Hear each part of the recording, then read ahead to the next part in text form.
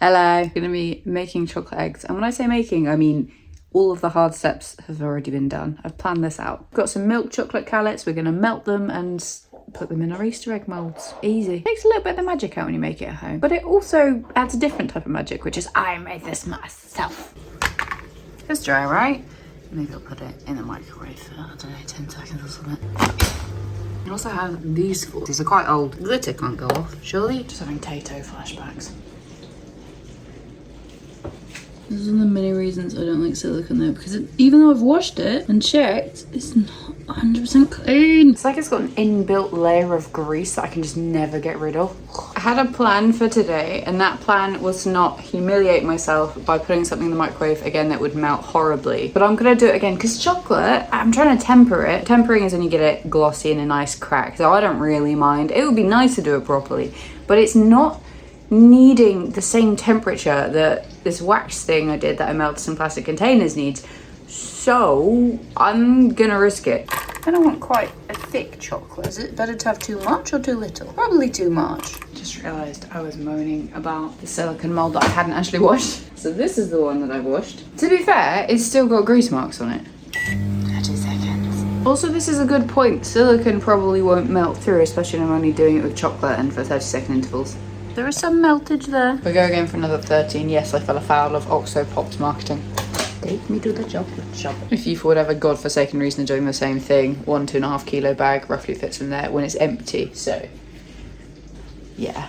Look at that, a veritable sea of chocolate. It'll come as no surprise to you that I also have issues with silicone pastry brushes, so have me a spoon. Why didn't you use a bigger spoon, you ask? Oh, I don't know. Get it up the sides. What I should have done as well is maybe spray the spray things in the molds before I did this. Also, I feel like I don't have enough chocolate. If I put this in the microwave again, all my good work will be for nothing. Oh no, whatever shall I do with this spoon? What magic! You can probably tell there's a big chunky amount of chocolate down at the base because our good friend Gravity is doing its general work. You know what we should do? We should just spray a couple of these in. Why not? Gonna have to seriously go for them when they're set. Being the goddess of patience that I am, those have gone in the freezer. If you were to do this properly, what you would do is it in stages. So you would do a thin layer of chocolate, then freeze it, then do another thin layer of chocolate. I also actually prefer dark chocolate. So even though I did lick the spoon, okay, it was me, and feel a bit sick. For some reason, years and years and years and years. No, I remember the reason actually. It was because Thornton's, which was a really, it's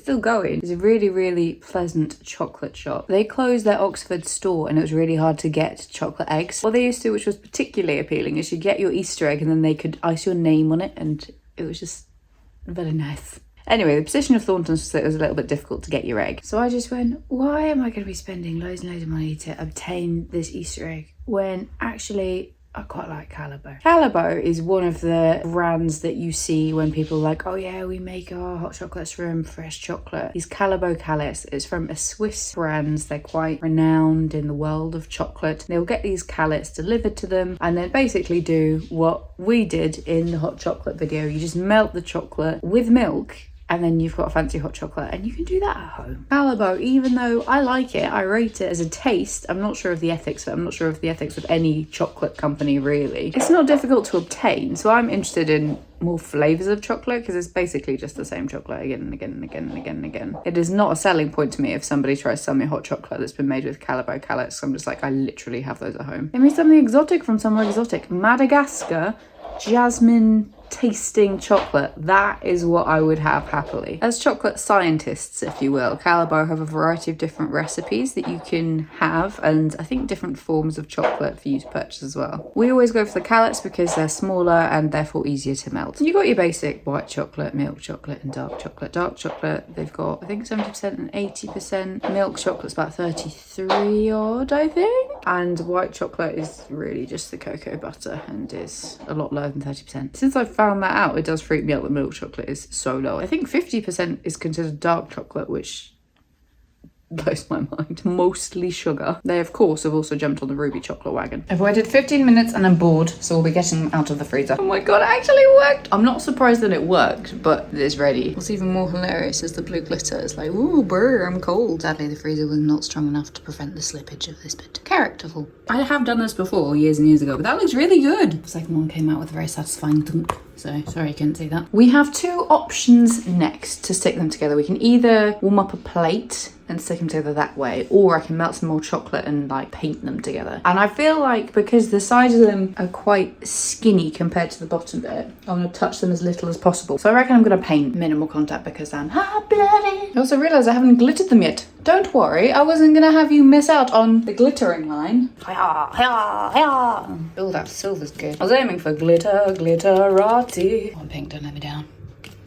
Oh, that's fantastic, isn't it? Look at that. The most amount of fun I've had is with the glittering. So maybe don't bother melting your own chocolate. It's not that difficult. I just fear that these are going to break at any point. Just get some glitter and do like glitter bombs on the eggs that you've got. To be clear, edible glitter. I'm so scared of touching the eggs. I have 2 forks now. I was right to be scared. I tried to melt it with white chocolate. It's too melted. The sides are too thin. Looking a little bit worse for wear. It does look yummy though. Before you say it isn't lined up, it is lined up. It's just one side is bigger than the other now. Yes. A professional chocolatier is able to fix the egg. Yes. There are no holes. This is an whole egg. Hey. Oh no, stop melting. Behavior, I'll put you back in the freezer. No, not the freezer. Anyway, this is edible. Probably recommend if you're looking for success, which I don't really mind about, then, do the things that I did, but without the things that I said at the time that it is probably worth not doing. This looks like a clam. Maybe I should retitle this video, How to Make Chocolate Clams for Easter. It also looks a tiny bit like a chocolate croissant, which are quite expensive from Waitrose, darling. So again, you're welcome. Let's have a final go at that glitter before everything either hardens or melts beyond repair. Oh my gosh, blue chocolate. I've invented something new. It's an absolute work of genius. Rather be shiny. This is definitely an egg worthy of tomato. Have a lovely week. See you next time. Bye. You're beautiful. I mean, if that's the worst that can happen, that's not bad going, is it?